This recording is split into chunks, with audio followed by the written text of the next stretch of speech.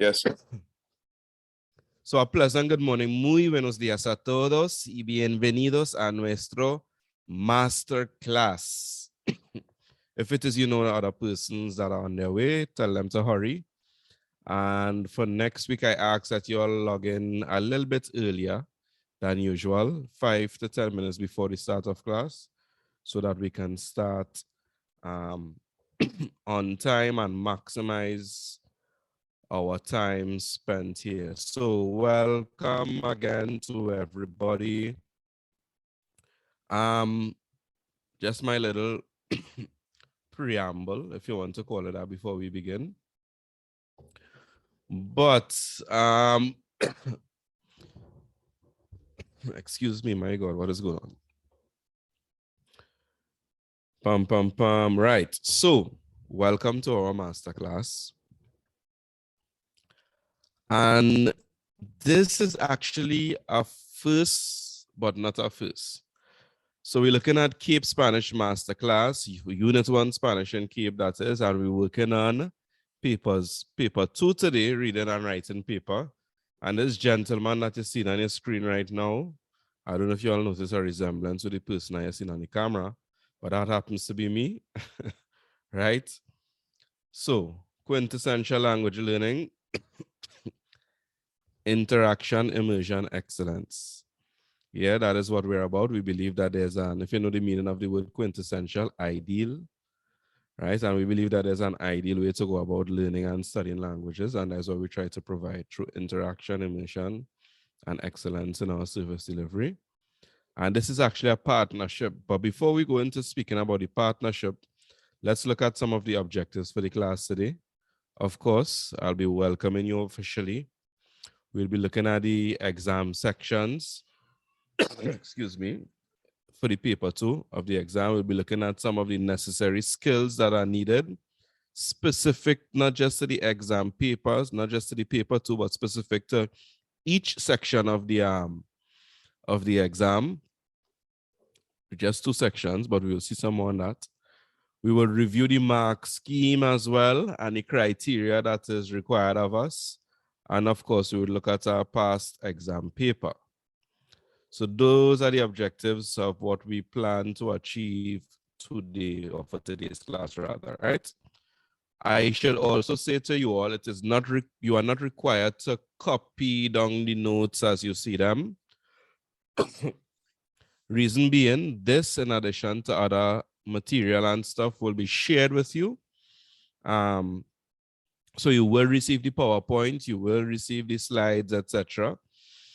You could take notes while it is you're following, if it is anything you want to write down for yourself, etc. But it is not necessary that you copy down the notes as you're seeing them on the screen, as you will be receiving this PowerPoint with the slides. You'll be receiving the recording from the class today as well. So you can look over this in your own time, etc. Yeah, take your time and consume it in smaller bite size. Nice. So let's continue. Masterclass. So allow me to officially say bienvenidos a todos ustedes a nuestro masterclass. A very warm welcome.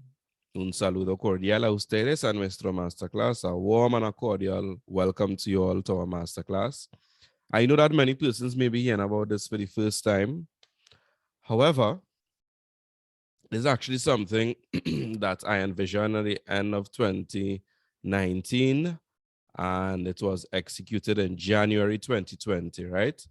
And from day one, it has been a collaboration between myself and the company Quintessential Language Learning and NALIS, the National Libraries and Information System, which is basically the public libraries that you see in your communities, yeah, NALIS.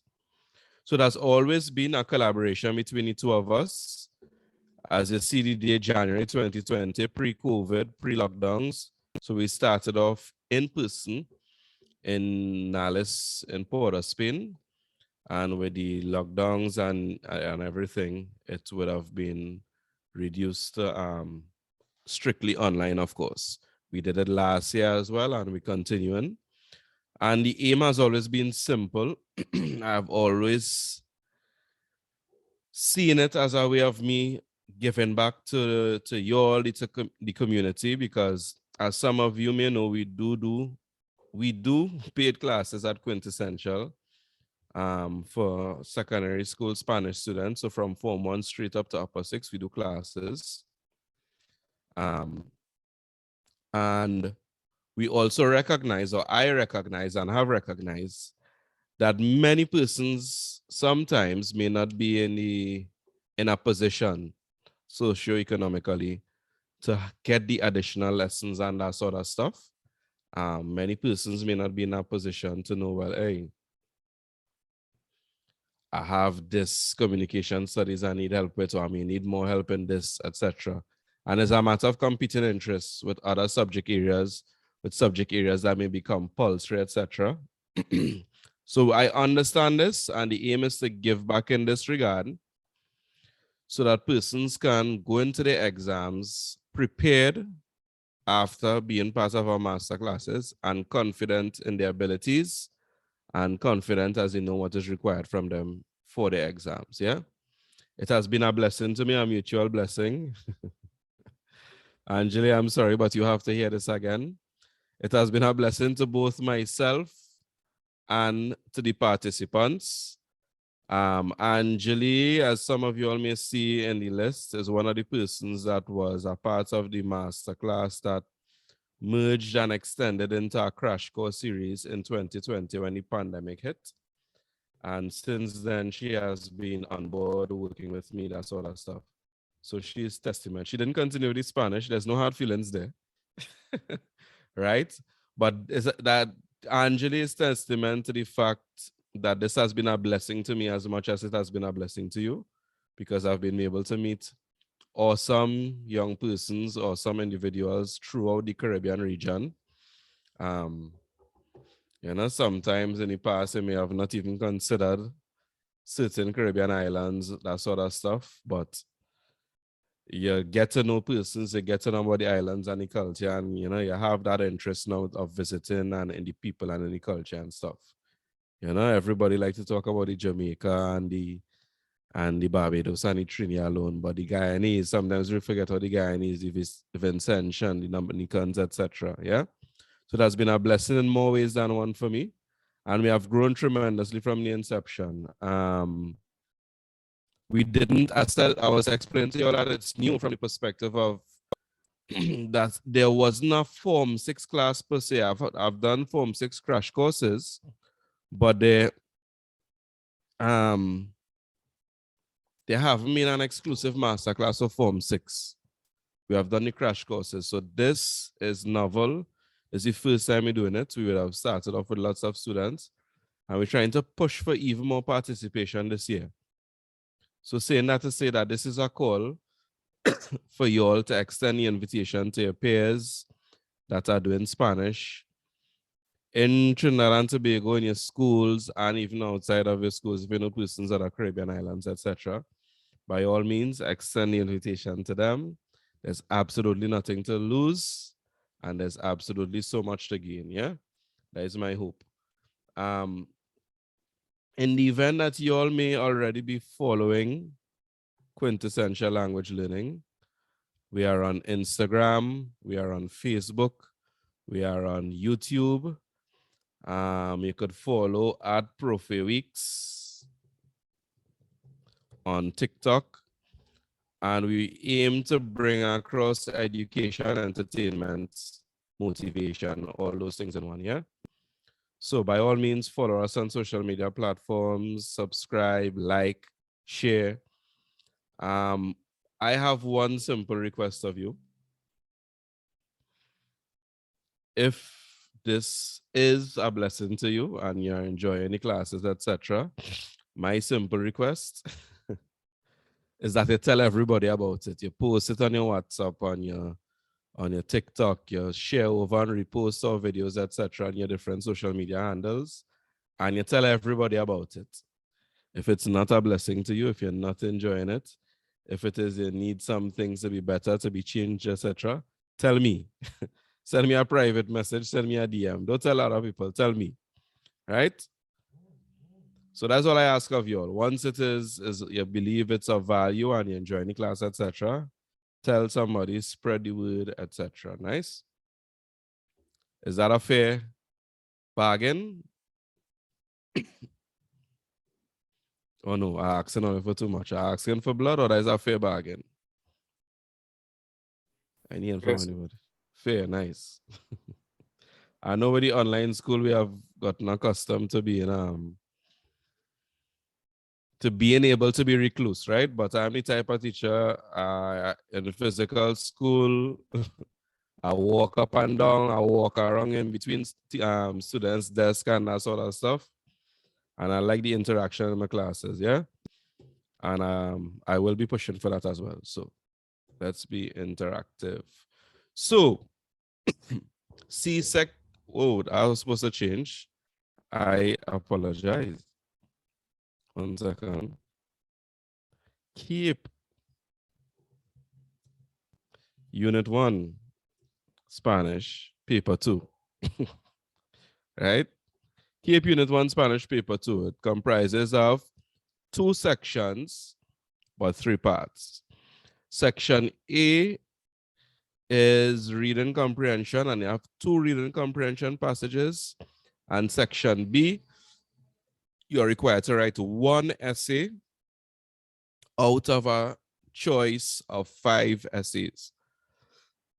Excuse me, let me repeat that. Section A comprises 2 reading comprehension passages. You have to answer the 2 of them. And section B comprises 5 essay questions, of which you are to choose 1 out of the 5 and answer that in Spanish, right? And your paper 2 comprises 30% of your overall grade for keep. We will be doing work on paper 1 and on the paper 3 as well. Next week, we will work on paper 1, which is the listening comprehension.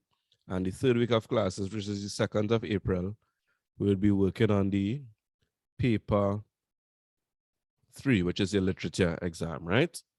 So look forward for that. You'll get the breakdown as well. I could get the breakdown now. Paper 1 is 30%, paper 2, 30%. Your literature is 20%, and your internal assessment or SBA, that accounts for 20% as well. Now, I know that this is something that you would be doing with your school teacher. So that's the reason why I left out that, right? Because I know you'll be getting the, well, not to say that you're not getting the guidance for these, for the other subject area parts in this.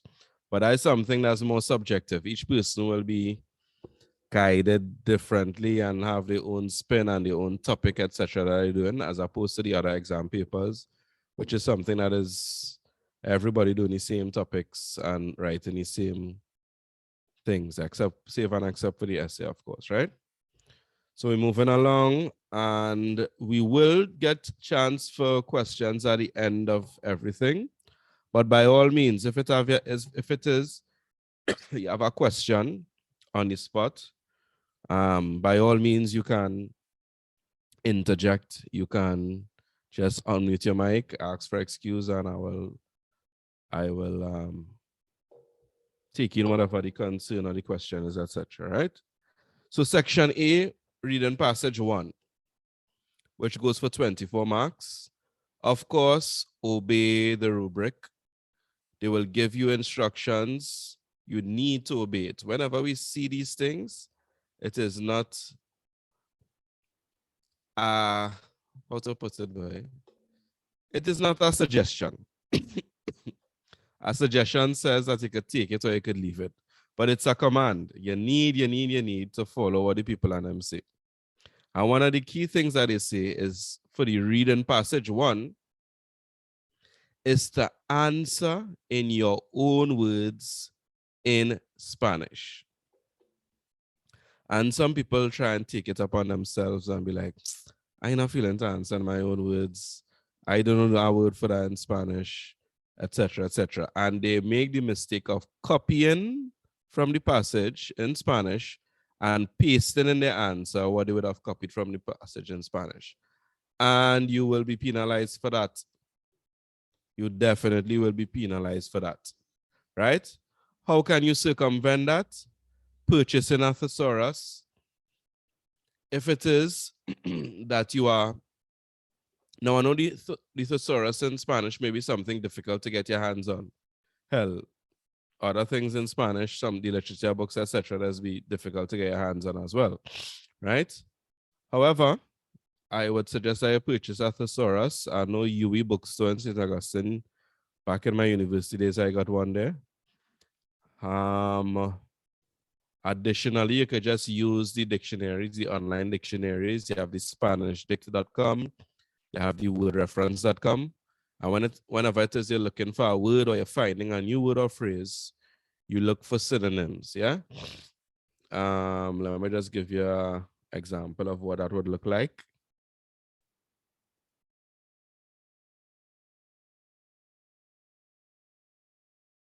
Just give me 1 second.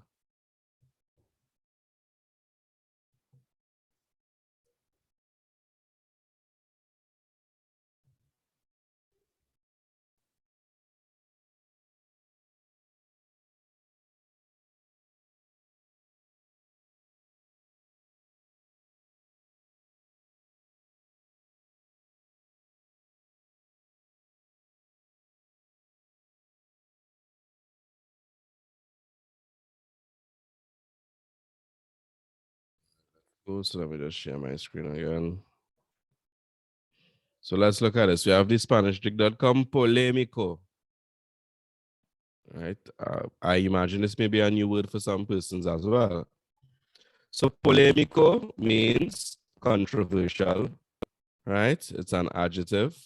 So it will change polemico, polemica. Un tema, all it ends in A is a masculine word. Un tema polemico, a controversial topic, right?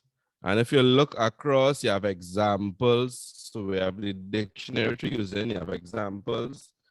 I guess of how it could be used in sentences. This is actually the first time I'm checking this specific tab. You have examples of how to use in sentences. And of course, we have the thesaurus here. So it's about knowing how to use the thing, right? You have controversial, discutido, problemático, delicado, controvertido, etc. All these are synonyms for polemico, right? And of course, if it is using the wordreference.com, polemico, right? It gives the controversial, disputed, polemical. So that's an English word you learn for some of us. I definitely learned this English word from learning the Spanish word. Polemic or polemical, right? And if you look across here, you'll see Spanish synonyms. Controvertible, controvertido, discutible, discutible, etc. And you have some antonyms or, well, antonyms, antonymous, that's the word for it. Words opposite in meaning, right? So that's just to give you an example of how you could go about using the thesaurus if you don't have a physical one to purchase, right? Pay attention to the mark scheme, of course. Many persons are tricked to believe that the mark scheme is an indication of how much they need to write. So they see a question for 4 marks and they say, whoa, I need to write 4 lines, or I need to fill up the answer space provided with answers. But no, it's not necessarily that. The mark scheme is an indication of how many pieces of information they are asking you for. And those pieces of information can come in the form of a single word, a description of somebody or a thing, right? Or it could come in the form of a phrase, right? So to give an example, they ask, how was the first meeting of the CARICOM heads of government described? Or how, let me give a unit one topic. How is the Latin American family described in the passage? And you got the words, la unidad familiar en América Latina es, how could I describe the family? Tiene relaciones estrechas, es extensa y tradicional. So in that example, we have a phrase and 2 words. right? The Latin American family tiene relaciones íntimas o estrechas, has close relationships. They are traditional, they're extended. Traditional extended words, but you have the phrase as well, right? So just to reiterate the point, the mark scheme is not an indication of how much you need to write. 4 lines means plenty. 4 marks means plenty, or 4 marks means 4 lines. 2 marks means a little bit. No, it's an indication of how many pieces of information. And we will see shortly where I get this idea from, etc. Right? You would notice I put as well, and I left out this to come back, but the reading comprehension 1, where it is you are writing in your own words in Spanish, is based on module 1 topics of your unit 1 syllabus, unit 1 Spanish syllabus, right? It's based on module 1 topics. So topics of youth and some of the problem, family, aspects of culture and Spanish-speaking countries, etc., right? So the skill that you're building here is to be able to write in your own words in Spanish. So, and to build that skill, you will need to have an extensive vocabulary in, excuse me, you'll need to have an extensive vocabulary with lots of synonyms for words in Spanish, etc. You need to know to rewrite things in your own words. So how could you practice with this? You take a sentence and you write it over, expressing it differently, / in your own words, using synonyms for not only words, but expressions as well, right? So for example, the description, they might be described as la unidad familiar en español, o la unidad familiar en América Latina es estrecha, right? It's close knitted, they are close, right? But you would put it in your own words. Tiene una relación íntima. They have an intimate relationship, etc., etc. Nice? So things like that, words and phrases to change it up, etc. But that communicates the same idea. We have reading comprehension passage 2, which is a bit different because we're answering in English this time around, right? And for the reading comprehension passage 2, we see where, once again, we have to obey the rubric. And the difference now is that it's based on module 3 topics. And module 3 deals with, for unit 1, preservation and destruction of the environment.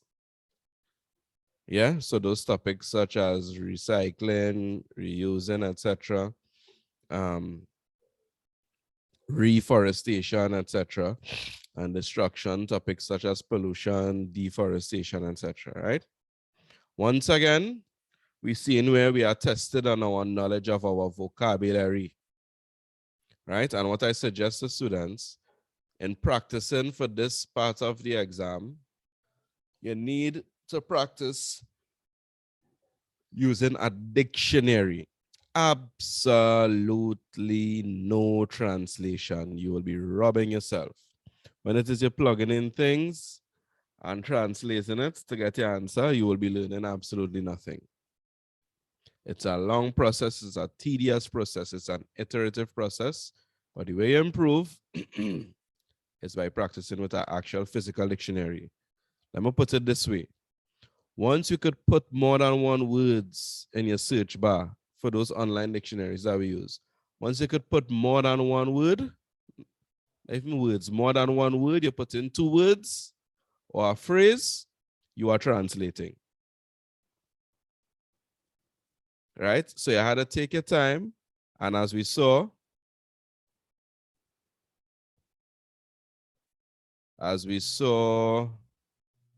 in the case of polemic, you cannot just go to polemic and the first thing you see, write it down. So we see the word polemic in our passage and practicing, and we see controversial here. What the mistake that many students make, they search the word, they get an answer, and they run with that answer. But that is not the process. Right? And this may seem trivial to some persons, But I believe that with technology, some students may think it's a different process than with or a faster process than with the physical dictionary where you have to go and look through all the words. But it's the same thing you have to allow yourself to do here. You search the word and you look through all the different meanings. So polémico could mean controversial, elaborado, continúa siendo un tema polémico. Abortion is still or continues to be a controversial topic, right? So you see if it's an adjective, if it could be used as a noun or a verb, etc., etc. So you need to scroll through and go through each of the ones and see which one fits the context that you are referring to, or the context that you're seeing in the passage you're reading or what you're writing, etc., right? So vocabulary is important here again. The main book on syllabuses or syllabi for school is palabra por palabra, which means word by word. That's an excellent resource that you could use as well to help build your vocabulary, right? Once again, we're paying attention to the mark scheme, which because it's an indication of how many pieces of information they need from us. You would also always find the last 5 questions where they say to you, find a word or phrase in the passage that is same or similar in meaning to the word below. And there's something very key that we notice here. If they give us a word in the infinitive, well, first and foremost, everything is sequential, which we see. So they will give us the word and they will tell us paragraph 1, paragraph 2, paragraph 3, etc., etc. But in addition to the words being sequential, they are also like for like. And when we go into the past paper example, you'll see what I'm speaking about. So if it is they tell you to find a word that is same or similar in meaning to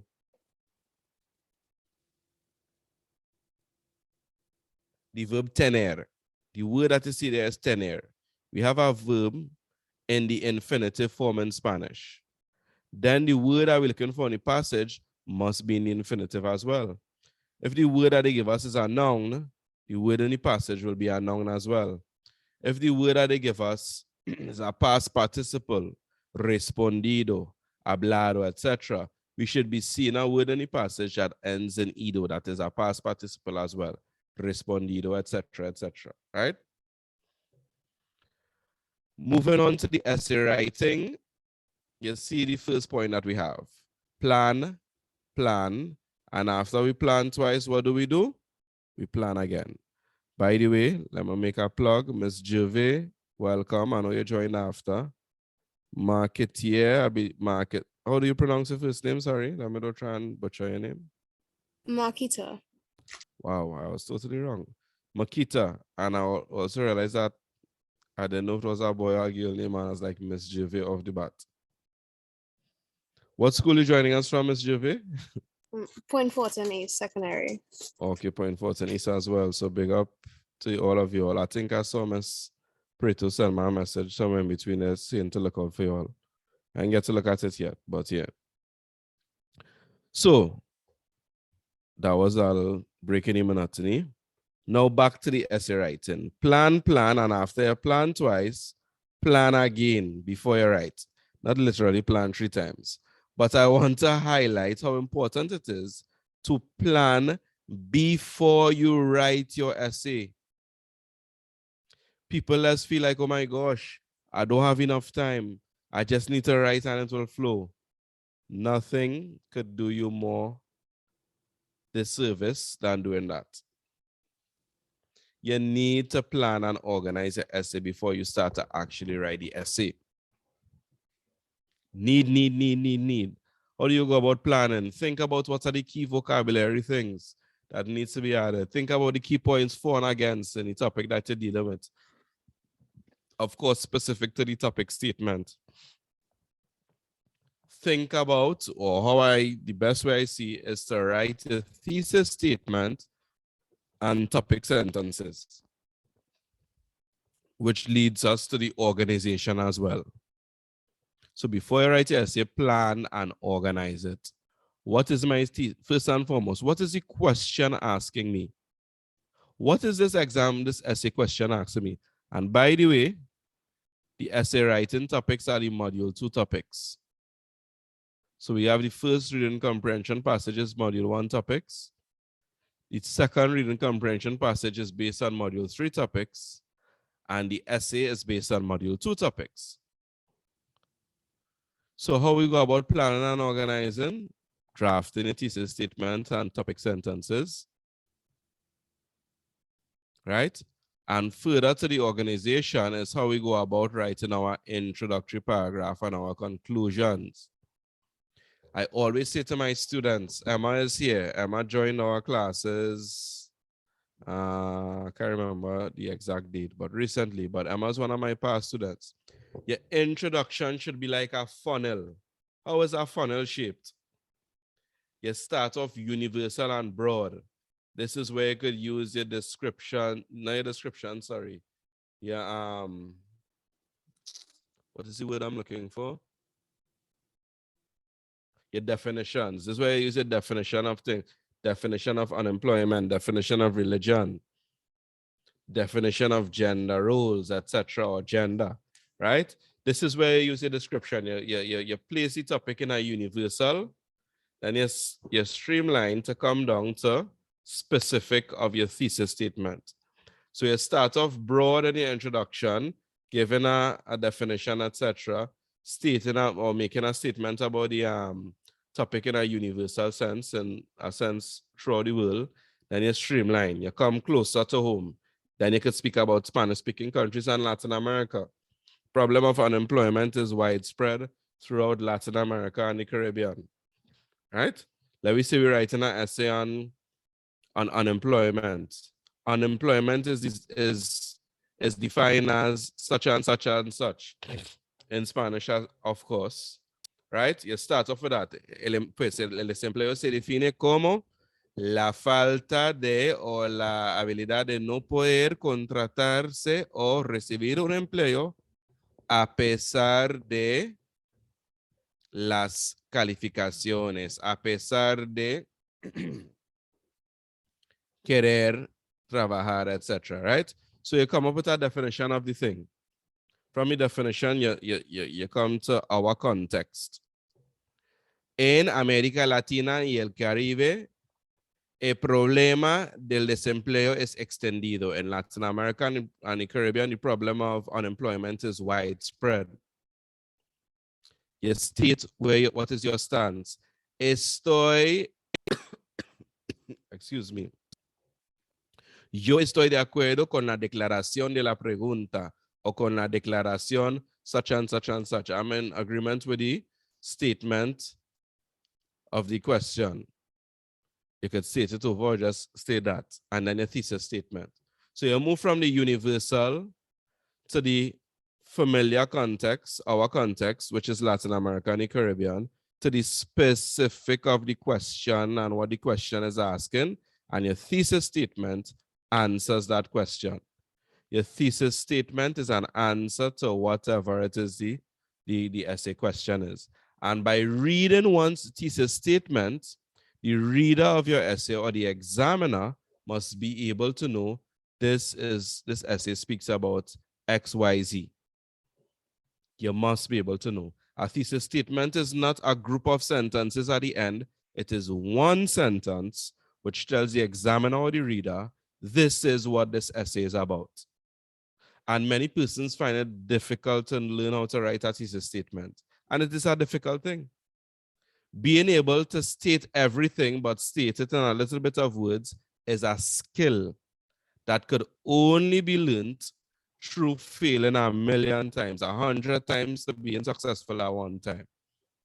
Not that exact ratio, but you get my point. So you need to go through the process of practicing, getting it wrong, correcting, getting it wrong, correcting, getting it wrong, correcting, getting and taking that feedback from your teacher in order to be able to say, oh, I now understand. I'm writing and I see the improvement in writing my thesis statement. Understood? Everybody's following? Let me stop Yes, sir. again. Yes, sir. All right, excellent. I hear the voices. I'll go and stop and check for, ask for thumbs up, etc. But you all following me, right? So as I said, This ties into the organization of your essay, the coherence of your argument. And we would see in a little while when we're looking at the mark scheme, we'll see why it is I am spending so much time on this one point and stressing so much on this. Because this is the easiest place to lose marks. And we know we already have to contend with trying and communicate at an advanced level in a foreign language, which would always have mistakes. So don't feel that CXC expecting perfection from you. You are going to commit errors, but let us try and minimize those errors. And while we're improving on those aspects that are quite difficult and will take some time for us to improve, the things that could be easy and could be learned off in tutus, let us stick to those. And that deals with your planning and your organization of your essay. Writing a correct thesis statement. Your topic sentence is short and to the point. Ideally, it should be more than one line. It might even be less than a full line, your topic sentence. But your topic sentence just stating what this paragraph is going to be about. And then in your paragraph, you use the rest to elaborate and bring some fluff, extend on what it is you stated in your topic statement. How do you elaborate? How do you do that? How do you expand on what you said in your topic sentence? 1 second, guys. How do you expand? You expand by giving examples, by giving statistics. That is how we expand. So that is all it is about. State, explain through examples. State, explain using examples, right?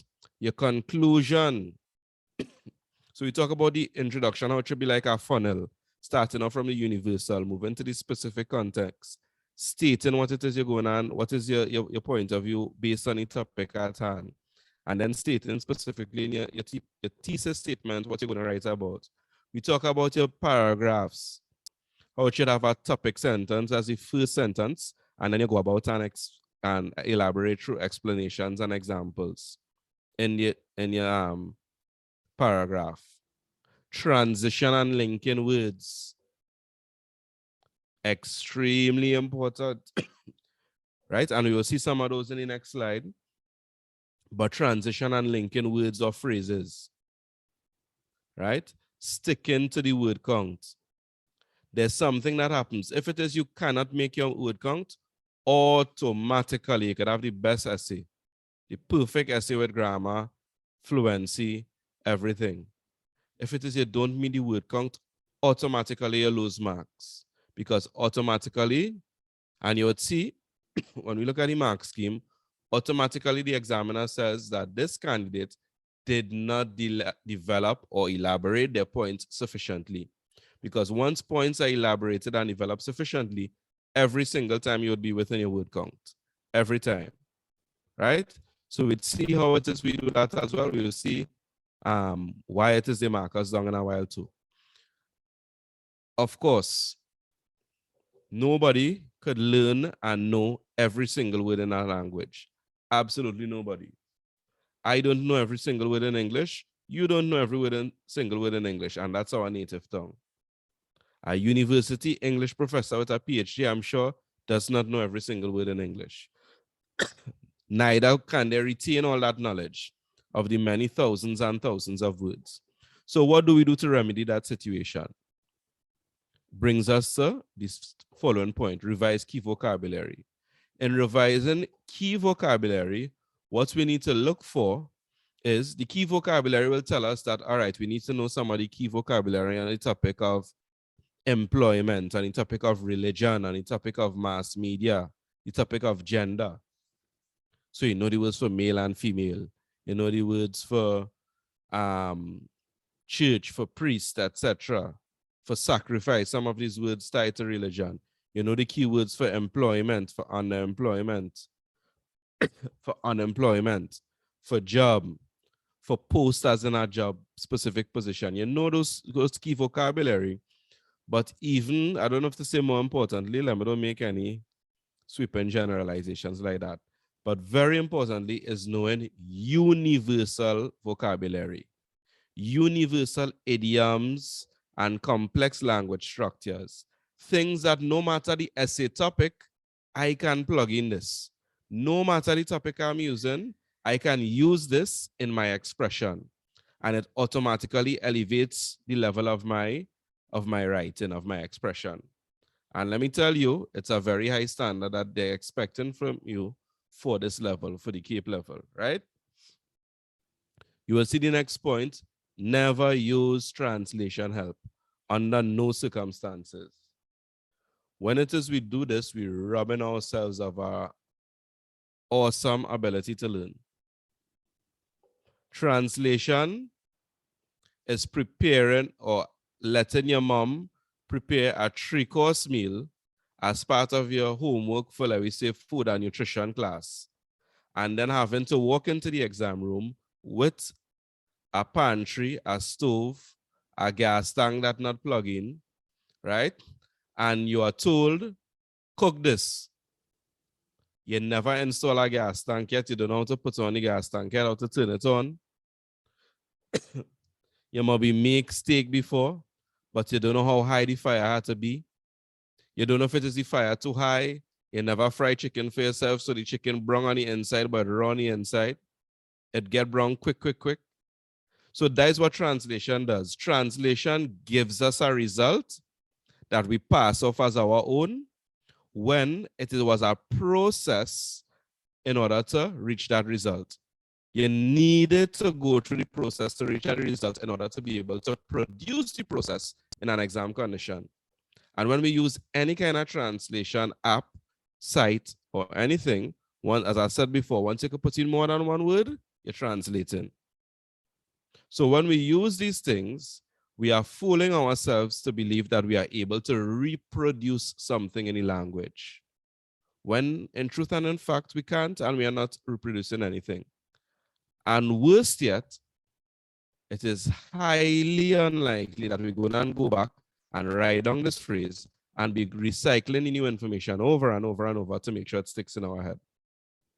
So translation under no circumstances. You would see next point, which says use a 3-to-1 ratio. What does that mean? In a perfect world, the most ideal thing that we should do, the quintessential essay, pun intended, will have a ratio of 3 points or 3 body paragraphs that are in favor of whatever stance we are taking our argument, and 1 point against, just to show that you are aware of both sides of the argument. Although I am in agreement, although I am holding on to this side, I am also aware that there's another aspect that exists. The ideal essay, most persons just go for 3 points in favor or against accordingly, etc. But the ideal essay would have 3 points which support your stance and 1 point which shows the opposite or alternate stance. And of course, if that is the case, that would have been reflected in our thesis statement as well. Although such and such and such, there still exists XYZ, ABC, etc. So let me say I get something on on employment and unemployment. You may get an essay question that basically says in Spanish something to the effect that it is the responsibility of the government to ensure that persons have jobs. And you may be in agreement with that. They need to give education. They need to have access to university. That is like the same point. They need to have universal education, education for all, right? They need to set up industries and economies so that after people study, they're actually able to go and seek out jobs. They need to provide programs that give persons experience, because it's one thing to have the qualifications, it's one thing to have the job in place, but if you have no work experience to fulfill the job, which is absolutely needed, then it doesn't make sense. So we could argue and say, yes, it is the responsibility of the government to give jobs in an economy. They need to set up the industries, they need to give education to train persons, and they need to give persons experience through programas de aprendizaje, for example, OJT.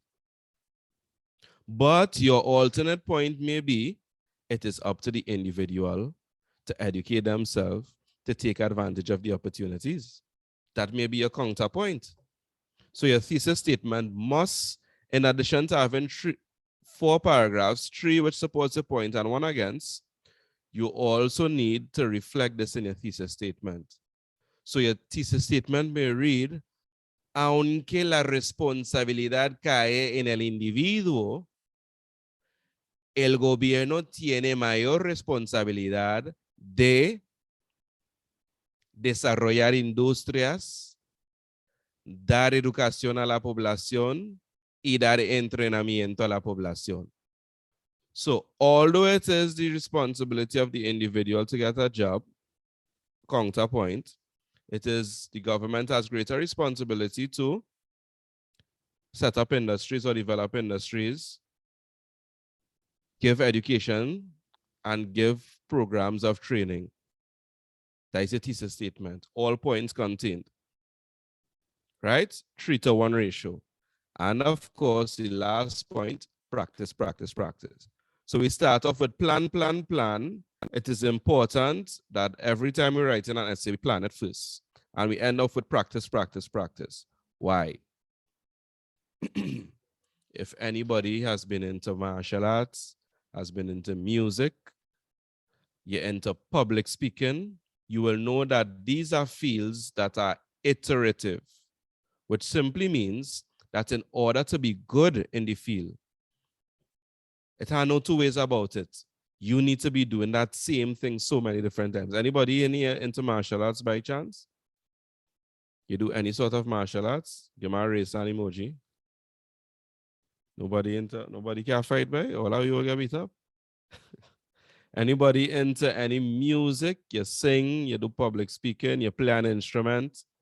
Anybody? All right. Akeem, what do? You play an instrument? Yes, sir. I play guitar and drums. You play guitar and drums. Do you go to classes still? Also self-taught. Self-taught, even better. It just help him out here. So how often do you practice? Do you go on YouTube 1 time for the week? You see some chords, you see some notes to play, and then you rest it down for until the next week? That's the process. Say that again? It's every day.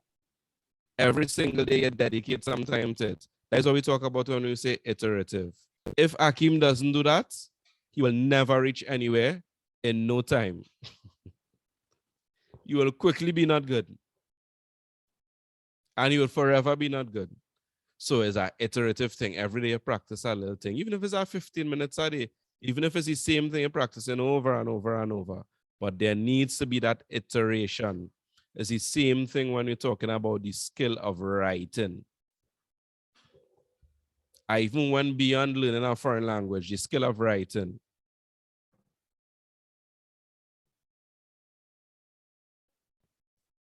There's a question that came in the chat from Raymati. If we use the counterpoint, so in other words, she said if you use the counterpoint to back up our stance, would that be creating a 4th point for our stance instead of an actual counterpoint? And the answer to that question is yes.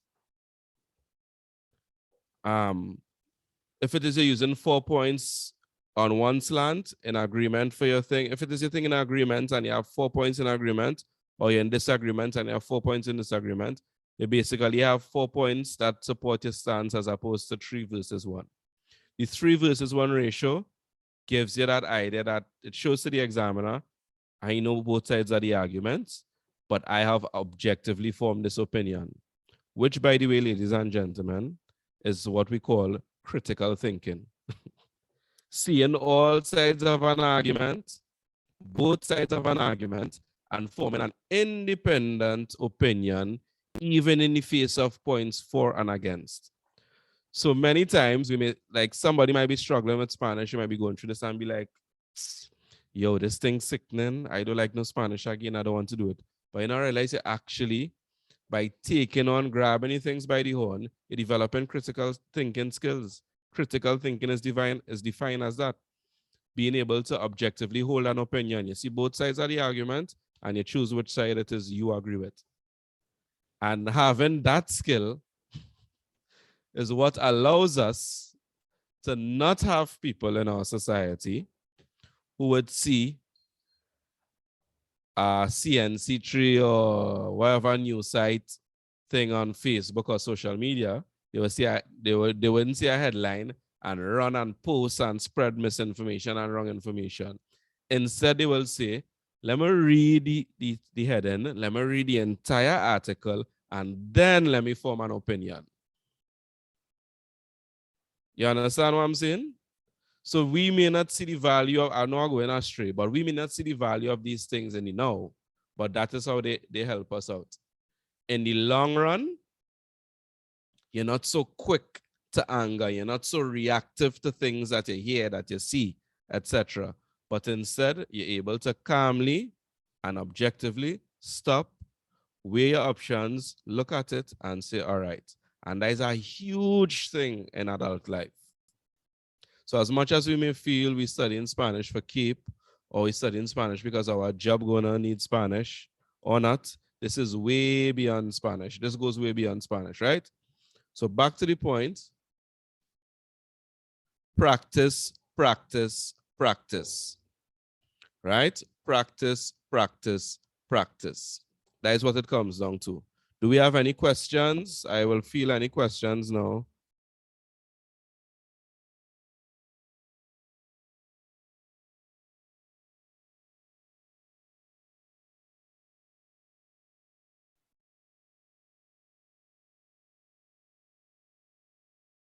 No questions? I'm taking that as a good thing. But it's a bad thing. Thumbs up if that is a good thing. If you're not having any questions, is a good thing. Thumbs down if it's a bad thing. If it is you lost or losing you. All right, I'm seeing the thumbs up have it. Thank you guys. So where are we? Let me just mention one more thing, which is kind of the same thing before we move forward. You see, this is a humbling process. Writing an essay.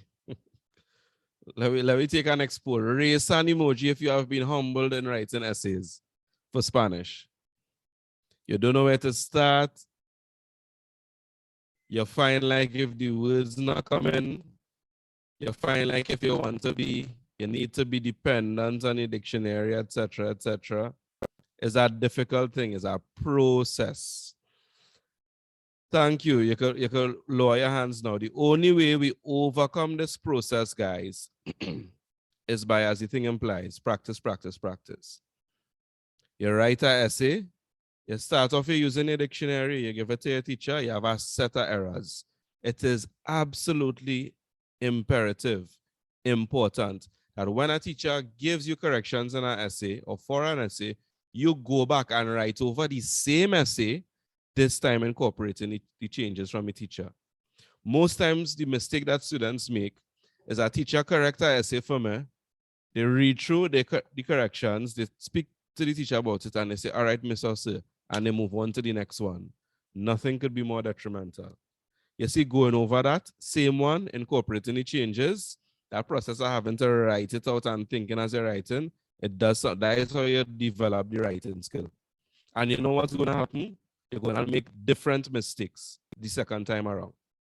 So when I say it's an iterative process, that is what I mean. It's like learning an instrument. It's like doing a kata in martial arts, etc. It's like practicing for public speaking, right? You had to do it 100 times before you get perfect, or fail 100 times before you have that success, right? And here we have some examples, just a few examples of universal idioms and language structures that can be used at this level, at the CAPE level. Stating our opinion, and as you notice here, I didn't really write everything in English, right?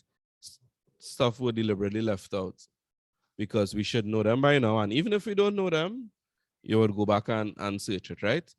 A mi parecer, a mi modo de ver, in mi opinion. All of these are different expressions that says the same thing, in my opinion.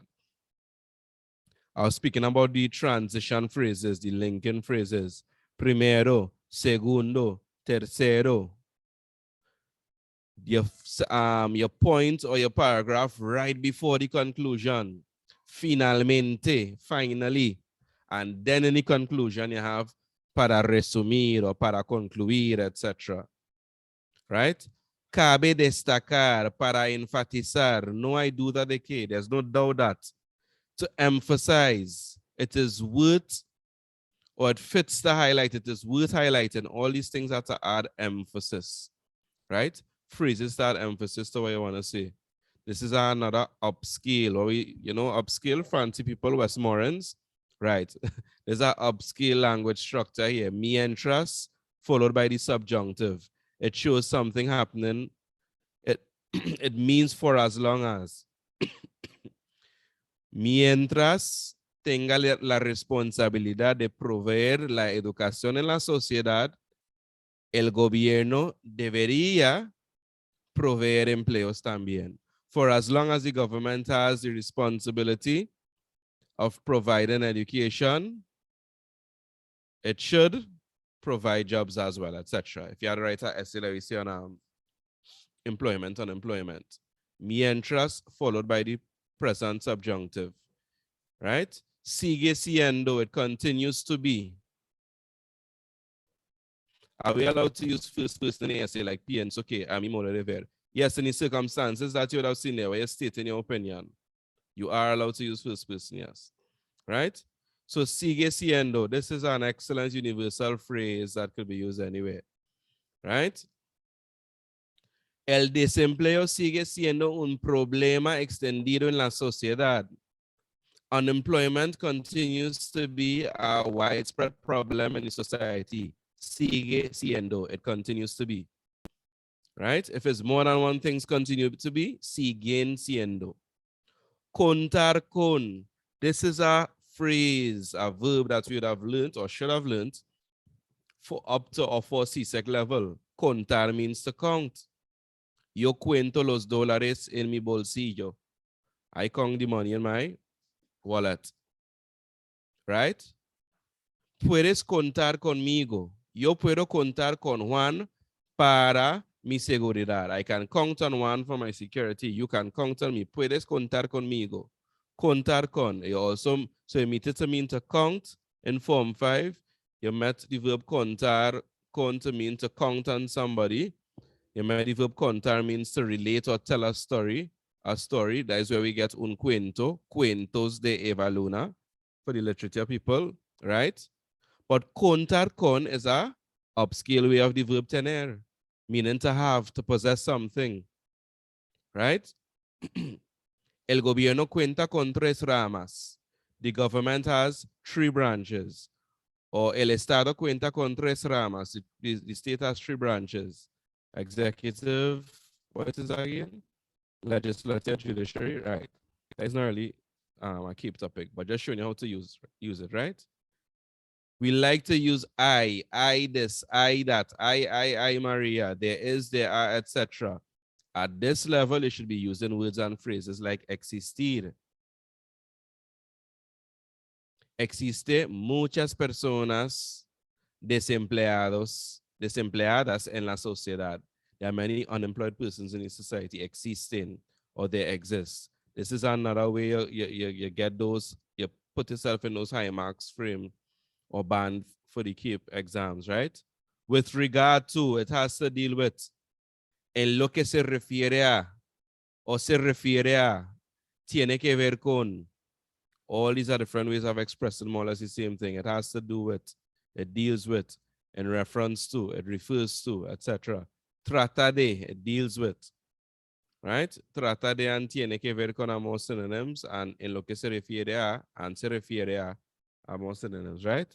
Si fuera, if clauses, you want to express some hypothetical situation, and this could especially be used for your IAs, for your SBAs, right? Si fuera, followed by a verb in the conditional tense. Si fuera el ministro de Educación, Yo, what would I do if I were the Minister of Education? Yo permitiría que todos los padres paguen por sus hijos. I ain't gonna tell you what I mean, or they'll get vexed with me. If I were the if I were the Minister of Education, I would make all parents pay for the kids' education, right? That's just giving an example, right? That's not necessarily true, right? So si fuera followed by the conditional tense when it is you want to give a personal opinion, but something that is contrary to actual reality. If I were. We have any Beyonce fans here? Anybody that's listened to Beyonce? Kayla, your hand up, or is your hand up from since before? You put up your hand quick for Beyonce, or is your hand was up from since before? Kayla. Oh, that was it, up from since before. I know, that's why then. Right? Anybody here that's listened to Beyonce? You're a Beyonce fan? Yes, I do listen to Beyonce. Nice. You know the song If I Were a Boy? Yes, sir. Nice. And you know the Spanish version to that? You know there's a Spanish version on YouTube? No, I did not. You must look it up. Beyonce, If I Were a Boy in Spanish, right? Okay. And that is a perfect example of the past subjunctive in use and how you state hypothetical situations. Si yo fuera un chico, yo haría eso. I would do this, I would do that, I would do the other if I were a boy, right? In English, you know, we like to say, well, if I was she, I would have never do that. That is wrong grammar in English, by the way.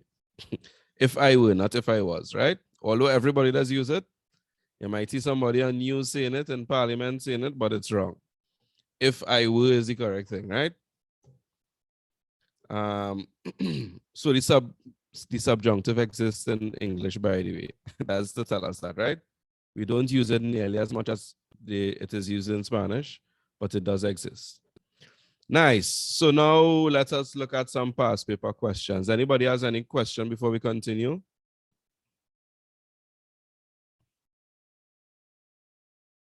I will take that silence as a no. Matter of fact, before we do that, let us go into let us look at some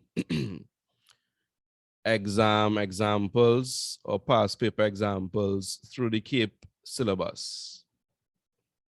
So you all will be sent these as well, and you'll notice, watch. Remember I was telling you about the reading comprehension one will be based on module 1, and module 1 topics are here: structure and function of the family, young people and their values, sports and benefit to the individual and society, health and fitness, aspects of cultural life. Module 3 topics are, this is for the second reading comprehension passage. You want to answer in English: conservation of the environment, recycling, reforestation, natural reserves, destruction of the environment, pollution, deforestation, climate change.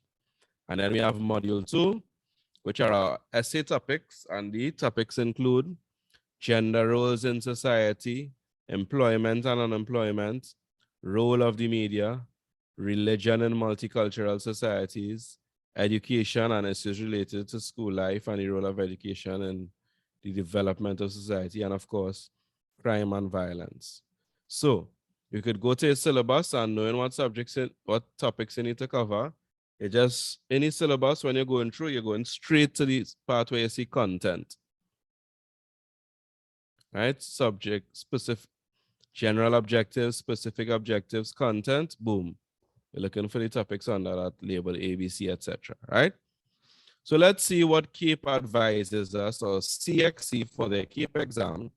Let's see what they advise us with regard to answering these reading comprehension passages.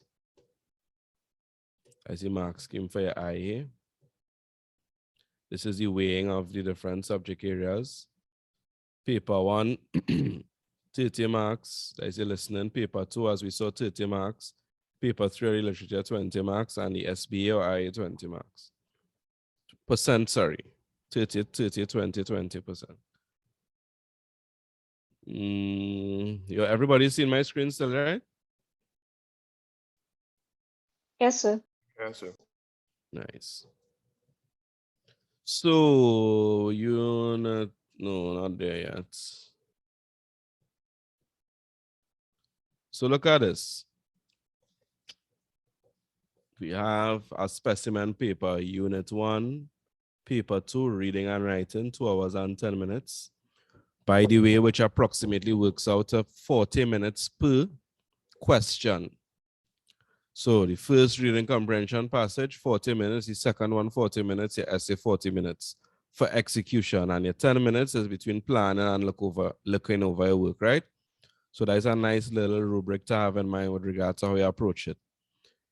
If you're timing yourself, you have your watch, you should not take more than 40 minutes for each section, right?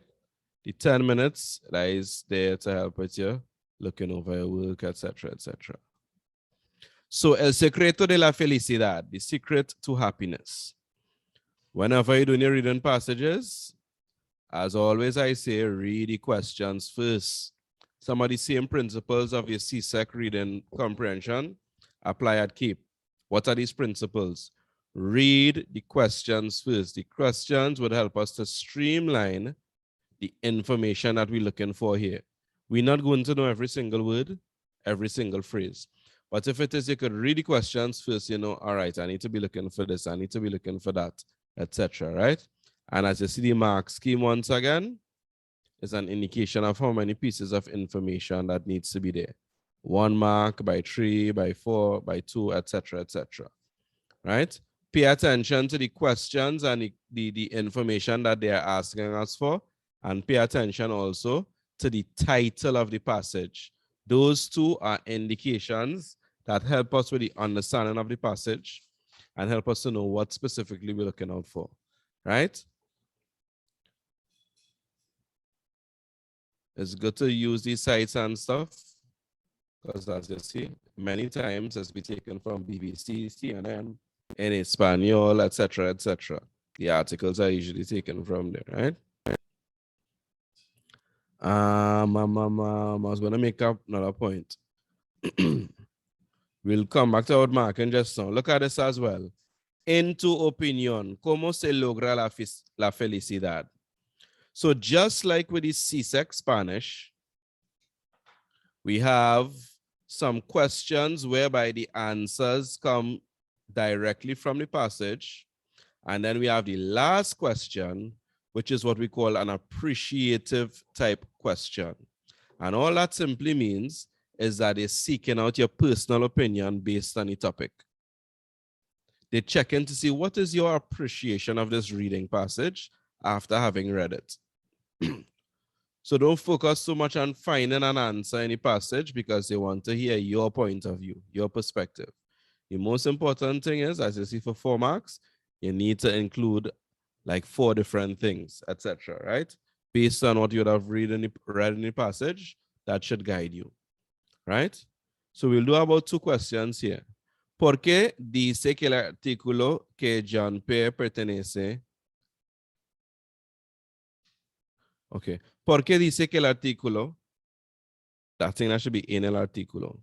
¿Por qué dice que Jean-Pierre pertenece a un club exclusivo? Why does it say that he pertains, he belongs to an exclusive club? First paragraph says, en la isla me toma en el extremo de Vanuatu, Jean-Pierre puede mirar a su alrededor y realmente decir que es dueño de todo lo que ve. Ese hecho pone a Jean-Pierre en un club muy exclusivo, well, add words, conformado por comerciantes millonarios, miembros de la realeza, etc., etc., right? So why does he say that he belongs to a special club? And the statement is,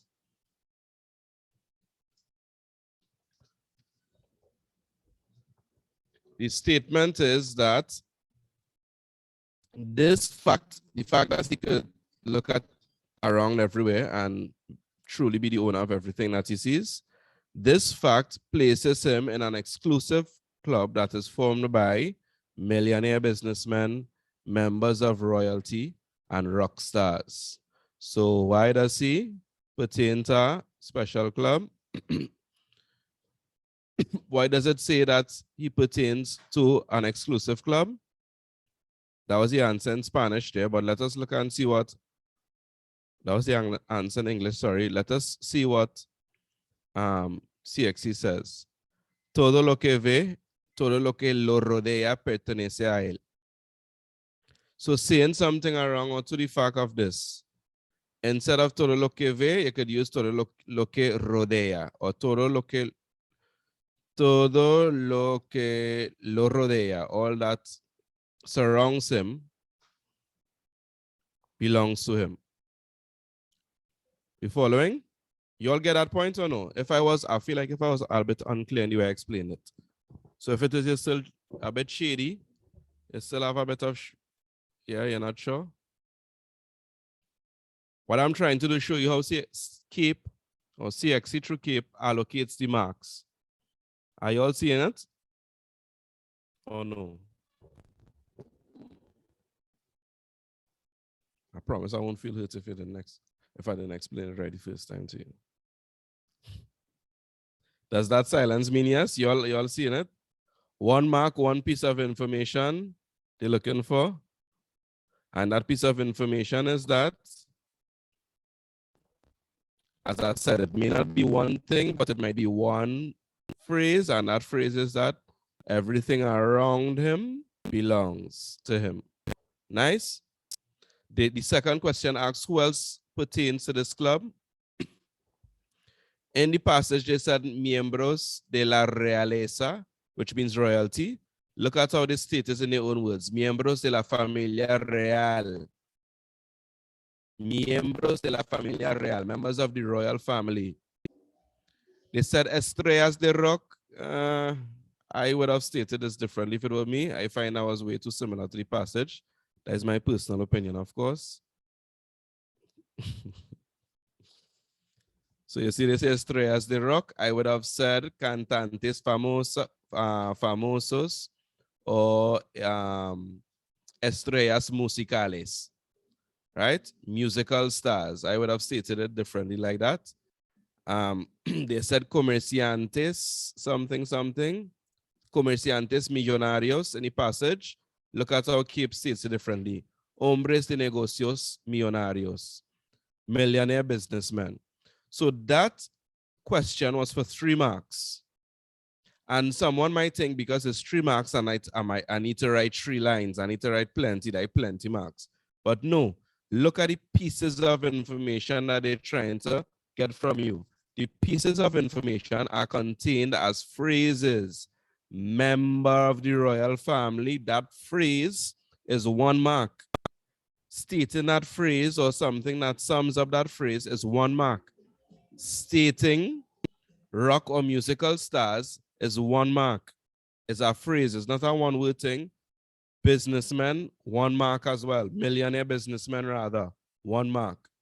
So as I was mentioning before, the mark scheme is not an indication of how much you need to write. If we look at the question B, time wouldn't permit us to do every single one, but if we look at question B, which was for 4 marks, and question B asked us, ¿por qué dice el artículo que Jean-Pierre es diferente de los otros miembros del club? Justifica tu respuesta usando ejemplos. So why does the article say that Jean-Pierre is different from the other members of the club? Justify your response using example for 4 marks. They talk about different things.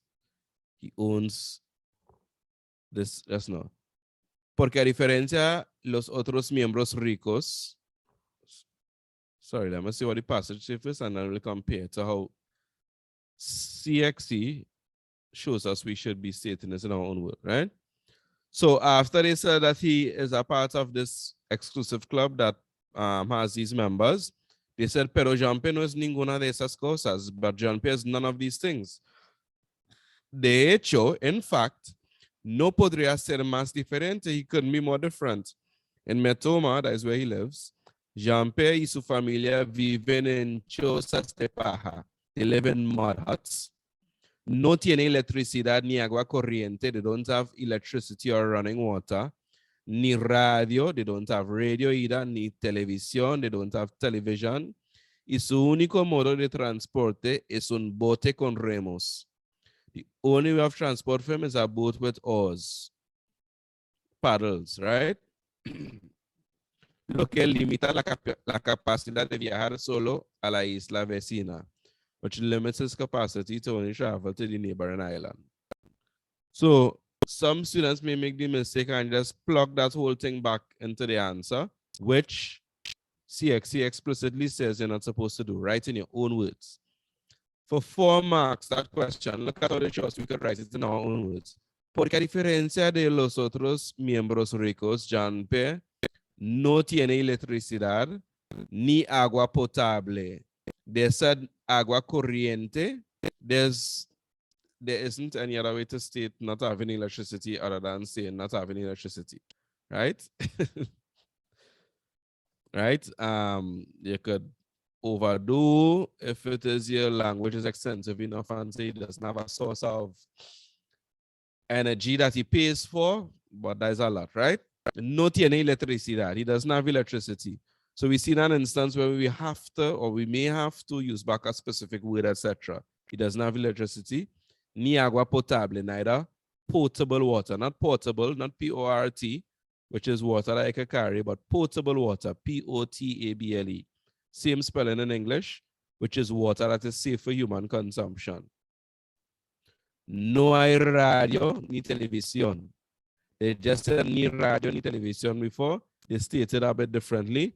No existe or no existe radio televisión. Remember, we learned that word instead of I existir.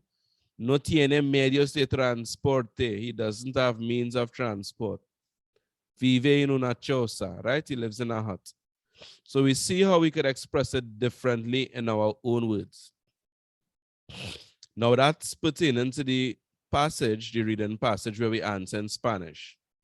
The one where we answer in English is a bit more easy, I would say. Como salvar a los mamíferos? How do we save the mammals? And once again, remember I said you need to know the key vocabulary. Los mamíferos, mammals. That is something that we will meet when we're speaking about the environment. So words like these and the textbook palabra por palabra is ideal for that. Those key phrases and words, right? So, como salvar a los mamíferos, how to save the mammals. We have a passage on that. Questions, once again, from BBC Mundo. Answer in English to show that you have understood. What is the conclusion of the study carried out by the University of Stanford, is it? Stanford. Un nuevo estudio realizado por investigadores mexicanos y estadounidenses de la Universidad de Stanford en California concluyó que la extinción de especies animales en el mundo es más grave de lo que se cree. So a new study carried out by researchers, Mexican and US researchers from the University of Stanford in California concluded that the extinction of animal species in the world is even more serious than it was believed. What is the conclusion of the study for 2 marks? How does CXC show us that should be answered? That the extinction of the animal species throughout the world is worse than previously thought. 1 mark for talking about or stating extinction of animal series, and another mark for stating the other main point, worse than we previously thought. Worse. Extinction of animal series, worse. Those are the 2 main and key, most important pieces of information. So those are the words, the key words / phrases that CXC is looking for us to include in our response so that we get the marks. Coming back to the point, the mark scheme is not an indication of how many lines or how much to write. The mark scheme is an indication of the number of pieces of information that we need to include in our answers. We following? All right, thumbs down if you're not following. If it is I miss you with something, I'll lose you with something, thumbs down. All right, thumbs up if we're going good so far. All right, the thumbs up were pretty quick to respond. Nice. So you can put on it, well, it will go down for itself, I believe, but you can put on your thumb now, right? So we're seeing that, as I say, time wouldn't permit us to go through every single question and the whole passage, but we get the drift. And the same thing repeats throughout, right? The other thing I wanted to point out was como salvar a los mamíferos.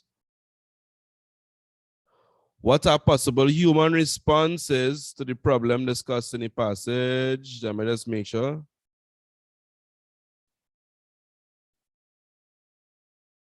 All right, so the answers from the passage as well. Now, at the end of that, you would always find words or phrases that they are requiring or asking you to find in the text a word or phrase that is similar in meaning to the expression. So we have llevado a cabo, we have peor, escogieron, encantadores, impulsar. And I made the point before, like for like. So, llevado a cabo, I'm telling you now that it means carried out or fulfilled. And if we look at the word carefully, we would notice this is a word or a verb rather in the past participle form. Carried out, done, proven, all these examples of past participles. So in paragraph 1, the word or phrase that is similar in meaning to llevado a cabo should be like llevado a cabo, i.e. a verb in the past participle form. And if we look in paragraph 1, we will see that word, realizado. Following? Let's look at paragraph 1. We're looking for a word that is an adjective, just like peor. Peor means worse.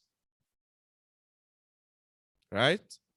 Peor means worse. So we're looking for a phrase in paragraph 1 that is an adjective that is similar in meaning to peor and is, well, it's an adjective as well.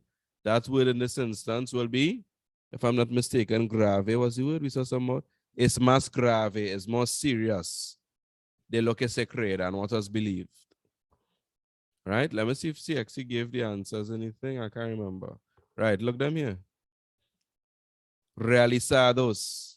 Más graves. The phrase, sorry, más graves. Peor is a what do you call it? Adjective, comparative, superlative. But I remember that from primary school. All right.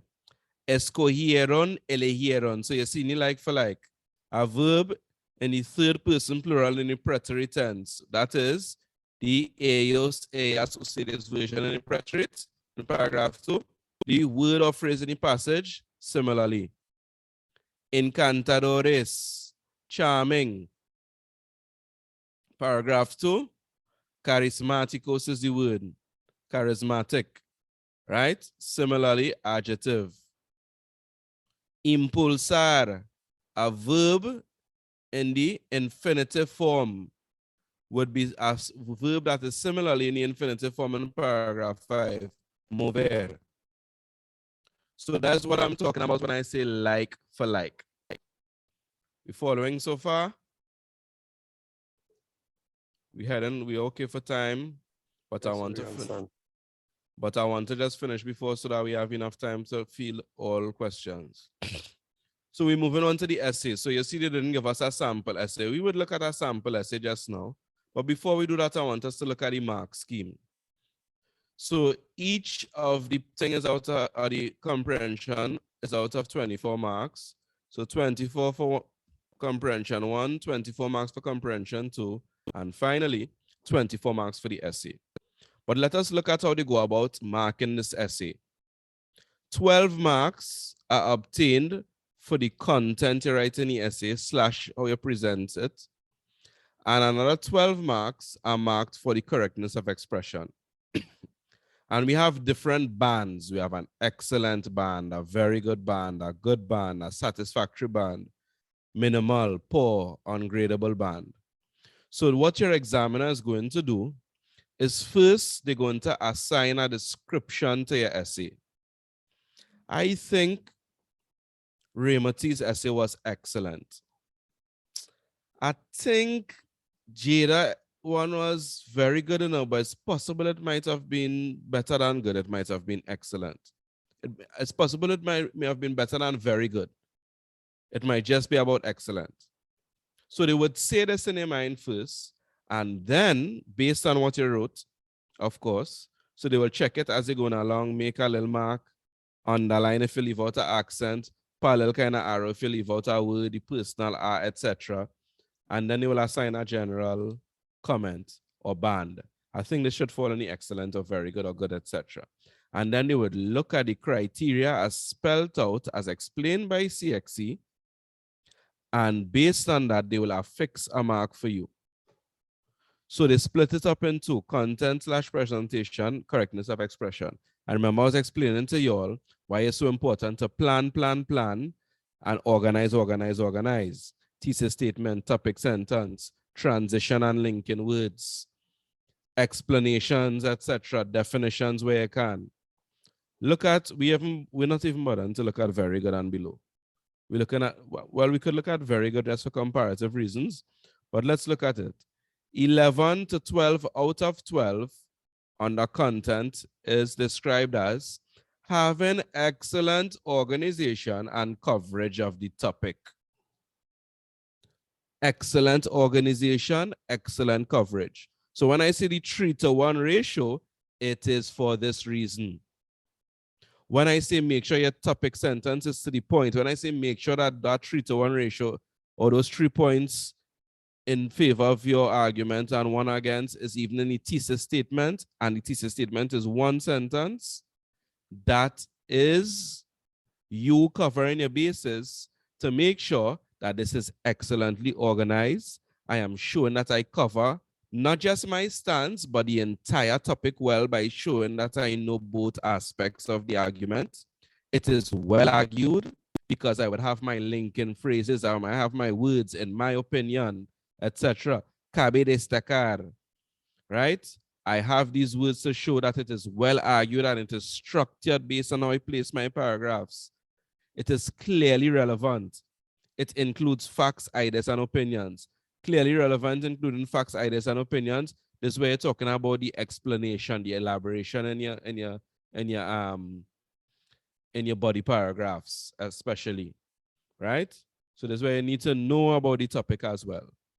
But to get 11 to 12 out of 12 is the things that we spoke about that can be learned off, that are less developmental.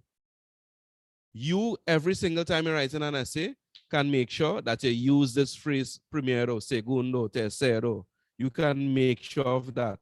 That doesn't take much effort or development to be able to do that. It doesn't take much effort, well, let me not say that, it does, to hone the craft at writing thesis statement and topic sentences. But using some of these universal phrases and idioms that we saw, that is something that every single time you just execute it as practice, right? Then you have the correctness of expression, an excellent essay, 11 to 12 out of 12, wide range of structures and vocabulary. That is where the idioms that we saw and the expressions are there. Excellent use of idioms. And if we look at it again, you'll notice that I didn't just give you one. A mi parecer, a mi modo de ver, in my opinion, wide range. You're not sure I know one alone, but I'm aware there are different ways of saying it. There are different ways of transitioning. There are different ways of highlighting or showing emphasis, right? There are different ways of stating opinion, mientras plus the subjunctive, si fuera plus the conditional tense. There are different ways of listing or stating. Instead of I, existe. There are different ways of expressing possession. Instead of tengo, tiene, contar con. And by the way, contar con is radical changing in the present tense, right? So I have yo cuento con. You have tu cuentas con. He, she, it has. Él, ella, usted, cuenta con. C-U-E-N-T-A. Contamos, or radical changing verbs, and not radical changing in nosotros form. So cuento, cuentas, cuenta, contamos. And then we go back, cuentan, to the radical change, right? So things like these, with regard to more than one way of expressing that. In one paragraph, you're using lo que se refiere a, the next paragraph, you use se refiere a, and stating what something, elaborating on your topic. Let me do this like this instead. Right? En lo que se refiere, tiene que ver con, trata de, etc. So you're showing your width of experience, right? Your not experience, sorry, but your width of expression. Wide range of structures and vocabulary, excellent use of idioms, generally accurate and occasional minor errors. What does that mean? C, XC in their CAPE exams are not requiring native speaker competency from you. They understand you will commit errors along the way. They understand that under exam conditions, persons make mistakes where they would not have ever made if it were not exam conditions. They understand these things and they make provision and space for it. So that is why I stress so much to you all. It is important that you, even though I put it at the end of essays, but it works for everything. Practice, practice, practice. Because you know I'm not going into that exam perfect, but I should be able to go in prepared and confident in my preparation. Right? Sorry, that's real make sports analogies. I like my sports, right? Anybody that was watching Usain Bolt when he was breaking them world records, first time in 2007, second time in 2008, third time in 2009, when he broke them records, his form was not perfect. His running form wasn't perfect. He's shaking still. He's still leaning, etc. He's still looking up, etc. All of that when he running. It wasn't perfection, but it was still excellent enough to give him the distinction of the fastest man ever and the world record holder. Similarly, is with practice, practice, practice, you will reach to this place of excellence, even though you're not perfect. So let's look at the comparison with the very good. Instead of excellent organization, very good organization and coverage. Still well argued and structured, still clearly relevant. So you see the descriptions change from excellent to very good. Wide range of structures and vocabulary. Instead of excellent use of idioms, very good use of idioms. Generally accurate with few errors. Instead of occasional errors, now we have more than occasional. They are more, but they are still few. And they generally go down like that. I was making a point earlier as well with regard to if you and me, the word count automatically, you get marked down because they say it didn't develop your point well enough.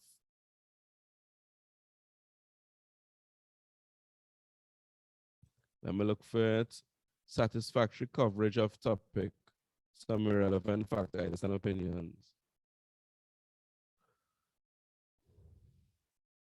Good organization. So you move from very good to good organization and coverage of the topic. Generally relevant, fewer facts and ideas, etc. Good grasp at essential structures and attempt at varied vocabulary with quite a few lapses. So you see, as we go down, they're showing you how it kind of ties into, excuse me, the content and presentation and the mark that they give and the band that they mark you in ties into your word count in a way, right? So from excellent coverage of the topic to watch barely adequate average, when you're minimal, barely adequate coverage of the topic, right? And as we said, coverage of the topic, which lends to both the different points of views and opinions on one hand, and on the other hand, it also lends on to how much you write. If you develop it enough, you cover the topic enough. You all following? Yes, sir. Nice. So let's look at an example of an excellent essay by CXC's standard in the CAPE exam.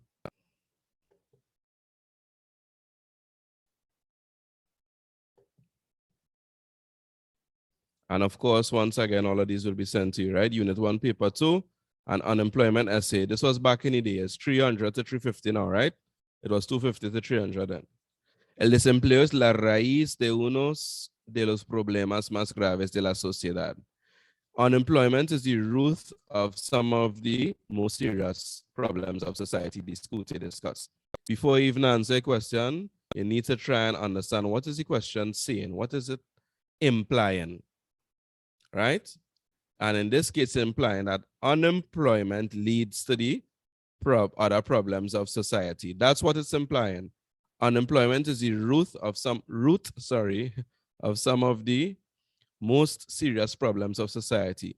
It's implying that many of the problems we see in society, crime, violence, poverty, broken homes, what other problems we see in society? Drug and substance abuse, etc. These are, unemployment is the root of that, right? Let's see what this person says. Si fuera cuestión, so you see the si fuera, followed by the, what does that say by? The conditional tense. Si fuera, yo diría. Well, se diría. Si fuera cuestión de definirla, se diría que el desempleo es la falta de la oportunidad para hacer dinero.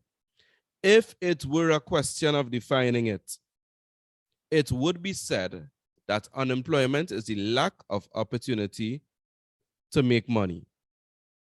So some of y'all may be thinking, oh my gosh, I need to go on dictionary.com, Investopedia, this site, that site. Not always necessary to take somebody else's definition of it. And you could come up with your own definition of it. This seems very subjective and personal, this definition. But you begin universally at definition of the topic first. If it were a question of defining it, it would be said that unemployment is a lack of making money, a lack of opportunity to make money, right? And then look at what they say. El desempleo. I know you may be seeing some things against what I said, but bear with me. El desempleo es la raíz de unos de los problemas más graves de la sociedad. So basically show the agreement by restating the statement as their agreement. En primer lugar, el desempleo conduce a la pobreza, un problema inquietantísimo en la tierra. In the first place, unemployment leads to poverty, a worrying problem in the land in the country, and of course, Barbados. They tie it into their home thing, or they make the comparison to their home country, Barbados in this sense, right? Which is advised, which is allowed as well, right? As opposed to just speaking about Latin American countries, right? So they did different things. Por añadidura. So already we've seen complex phrases and stuff. Si fuera, followed by se diría, the conditional tense, to state opinion. Personal opinion to give a definition. Connectives and, what do you call this by? Connective slash, oh gosh, transition phrases. En primer lugar, por añadidura, additionally, adicionalmente, another way of stating additionally, por fin, right? So they had three and then they ended. And you're seeing little marks all over the paper. Time wouldn't allow us to go through to read the whole thing, but you could read it in your own time. So let's look at this. The candidate put forward a strong and coherent argument to support the statement in the question. The use of connectors, sequencing of points, added to the flow and unity of the essay. The candidate, despite some notable errors in structure, correctly used a wide range of more sophisticated grammatical structures and vocabulary. So some persons may it's not a one way more than the other necessarily, but the point I wanted to make, I get lost for a second there, sorry. The point I wanted to make is, when it is we go through the iterative process of practice in our essays, and we are improving as we are going along, CXC is forced to have to find the errors in other places. So this person had no real or no proper introduction. The introduction could have been elaborated more, right? And watch, specific comments. Introduction, though short, was direct, informed that the candidate agreed with the statement. It could have been improved with a brief note on how the thesis statement would be supported throughout the essay. So once again, we see that they're asking for thesis statement.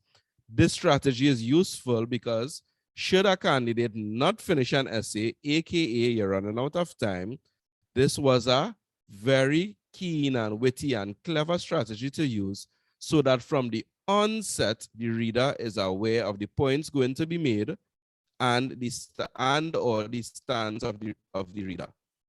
So you know, so simple introduction, define it and then state it over. So this stating it over, that's saying that yes, it does in fact lead to these problems, is they're stating their point of view. And it kind of serves like a thesis statement from the perspective that what we're looking forward to in the essay is they explaining or telling us how unemployment leads to other problems and what those other problems are in society, right? So it is not advisable that you do that. It worked in this instance. The person was very clever in the use of it.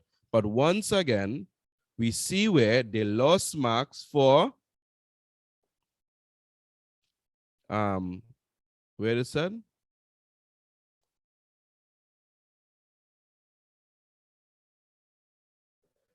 Okay, so once again, we see where errors in structure, they made up for with the use of the language, they made up the marks in the paragraphs and how the sequences, how they transition words and stuff, they made up marks there. But they lose marks for the structure, how they structure the introduction, right? And we see in where it is CXC asks for that specific structure. So when you do everything right, they had to look for places to try and take away marks for you, right? And in this instance, they found that area in the introduction. So imagine if this person was writing under your circumstances and conditions, because I imagine this may have been not because of a lack of time, but also a lack of words. So imagine this person, they write thesis statement, topic, sentences, and then they had it, this is the plan, thesis statement, topic, sentence. They might start with the topic sentences and come back in the essence of time and just write this, boom, boom, quick. But imagine if they had written a proper introduction. Remember that CXC says for an excellent answer, 11 out of 12 or 12 out of 12 may have occasional minor errors. Spelling, one-off things in spelling, forgetting the accent, omitting a word, etc. Minor things. But it can be seen that the person understands still in spite of, right? So, what are some of the points? Introducing primer lugar, able to see the connectors led coherence to the essay, the use of por añadidura, adicionalmente, por fin, etc., right? On the negative side, or else of agreement, prepositions, the use of por versus para, misuse vocabulary such as evitar, moneda, and cuido needed to be avoided. So they made errors, but still cxc.org/site assets/exemplars, etc., corrected this essay and said, this is an example of an excellent essay for CAPE purposes. So ladies and gentlemen, we have now arrived to the end of Masterclass week number 1. I invite you, your questions, comments, concerns, queries. Anybody has any of those? I know it was a lot.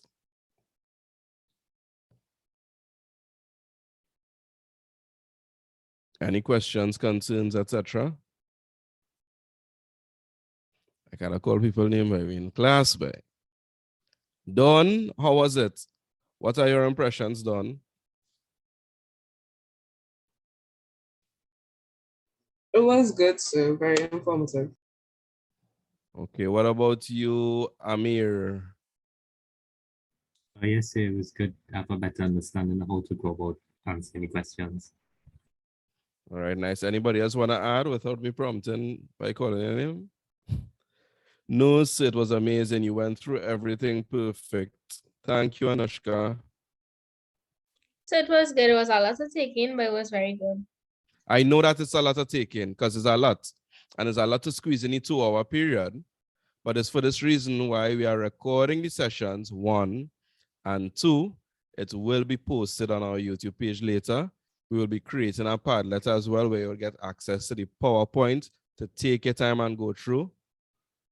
You'll also get access to the recording. You can watch up to this part today, come on next day, watch up to another part. You see, I'm going to try and write an essay. Let me just fast forward to the part where I talk about essay writing and watch that, then attempt it.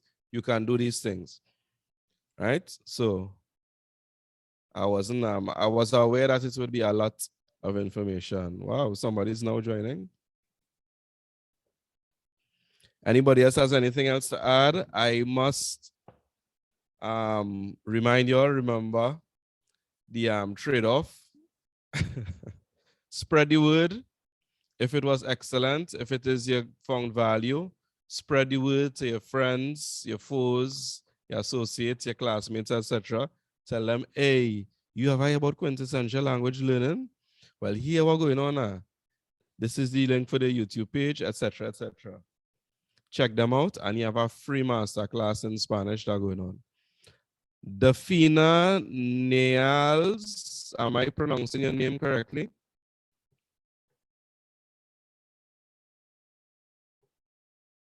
Somebody just joined. I believe it was somebody by the name of Dafina.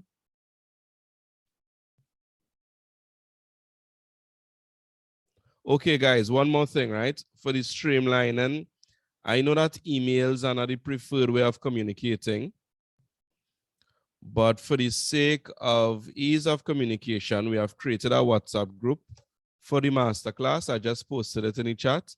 So you all can share that link. If you're not part of it, if it is a part of the WhatsApp group already, by all means, you can share it with persons to join. And we would also be sending like the Zoom information and stuff there. If it is not a part of the WhatsApp group yet, by all means, you can click on the link and join. Hi, Dafina. I feel like you're trying to talk, but you may be getting some problems with your audio. If you are hearing me, feel free to message. If it is again problems with your audio and your speaking, etc., right? So by all means, join the link. Quintessential Language Learning on all platforms: Instagram, Facebook, YouTube. On TikTok, you will find me at ProFairWeeks.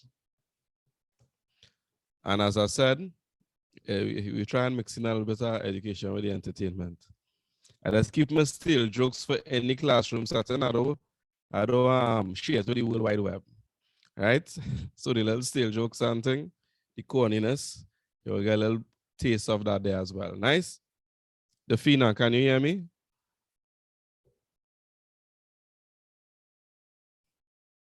All right, guys, that is it for today. What's that?